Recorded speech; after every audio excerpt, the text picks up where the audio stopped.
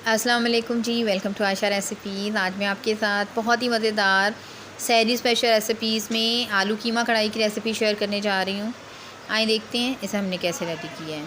यहाँ पे जी आज मैं सरसों के तेल में ये रेसिपी बना रही हूँ। आप चाहें तो किसी भी कुकिंग ऑयल में बना सकते हैं, आप चाहें तो घी में भी बना सकते हैं, लेकिन मैंने आज सोचा थोड़ा सा मैं सरसों के तेल में बना के देखती हूँ।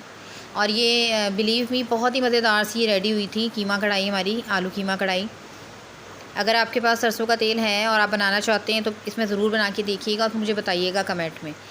यहाँ पे जी प्याज हमारे भुनना शुरू हो गए थे, लेकिन इसको हमने गोल्डन ब्राउन सा करना है प्याज को। और यहाँ पे प्याज मेरे खूब लाइट गोल्डन ब्राउन से हो गए थे।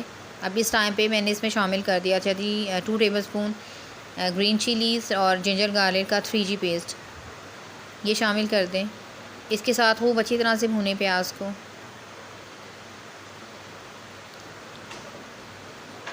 और मैं इस्तेमाल कर रही हूँ जी मटन का कीमा। आप चाहें तो बीफ या चिकन में भी बना सकते हैं। हाफ़ के जी मैंने मटन लिया था।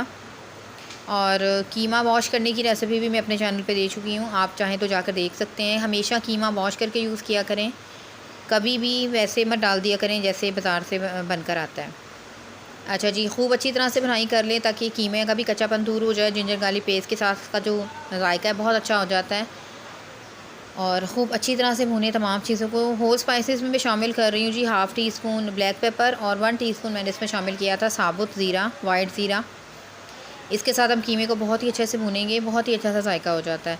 अच्छा जी, ये है मेरी रेड चिली गार्लिक चटनी की चटनी, जिसकी रेसिपी मैं अपने चैनल पे आपको दे चुकी हूँ। मैंने 1 टेबलस्पून भर के ये शामिल की थी और बिलीव मी जायका बहुत ही ज़बरदस्त हो गया था। अगर आपने ये चटनी बनाई हुई है, बना ली है या बनाना चाहते हैं तो लाज़मी शामिल करें, आपको बहुत ही मज़ेदार सा लगेगा। ये आपकी जो रेसिपी का जायका है वो बढ़ जाएगा। अच्छा, यहाँ पे आप इसको वेजिटेबल में, बीफ में, मटन में, चिकन में, जिसमें मर्ज़ी इस चटनी को शामिल कर सकते हैं और कोई इशू नहीं है।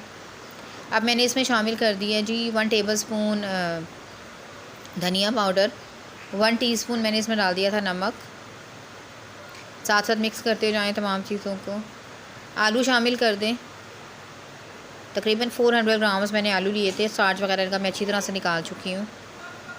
और अब बाकी स्पाइसेस ऐड कर देंगे। तो बाकी स्पाइसेस मैंने इसमें शामिल कर दिया था जी 1 टेबलस्पून भर के धनिया पाउडर, और हल्दी पाउडर डाला था 1/2 टीस्पून। इसके अलावा मैंने 1/2 टी इसमें ज़ीरा पाउडर भी डाला था। टमाटर का मैं पेस्ट शामिल कर रही हूँ, तकरीबन हाफ़ कप है ये। 2 मीडियम साइज़ के टमाटर थे और मेरे पास फ्रीज़ टमाटर थे तो उसके हिसाब से मैंने इसको ग्रेट कर लिया था। इनको भी भूने अच्छी तरह से। और बस उसके बाद मैंने 10 मिनट के लिए लिड दे दी थी ताकि हमारा जो टमाटरों का पानी भी हो जाए और उसी में आलू वगैरह, कीमा वगैरह बहुत अच्छे से हमारा टेंडर हो गया था।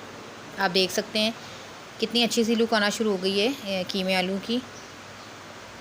उसी टमाटर के पानी के अंदर ही बहुत अच्छी तरह से टेंडर हो गया था जो कीमा और आलू जो था। बाकी स्पाइसेस में मैंने इसमें शामिल कर दिया था जी 1 टीस्पून गरम मसाला पाउडर और हस्बे ज़रूरत धनिया, हरी मिर्चें शामिल की थी।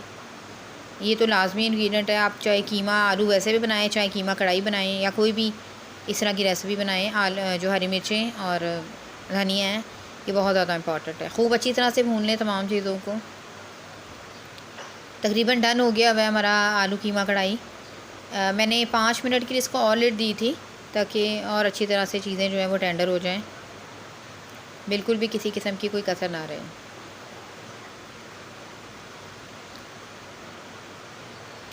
यहाँ पे मैं आलू चेक कर रही थी तो आलू बिल्कुल अच्छी तरह से टेंडर हो गए हुए थे। फिर भी मैंने 5 मिनट के लिए इसको रखा था दम पे और बहुत ही मज़ेदार सी हमारी जो कीमा कढ़ाई है वो रेडी हो गई थी। बस अब मैं भून रही थी इसको। भुनाई बहुत ज़्यादा इंपॉर्टेंट है, जितना ज़्यादा अच्छा आपने भुना होगा उतना ज़्यादा अच्छी आपकी रेसिपी रेडी होगी।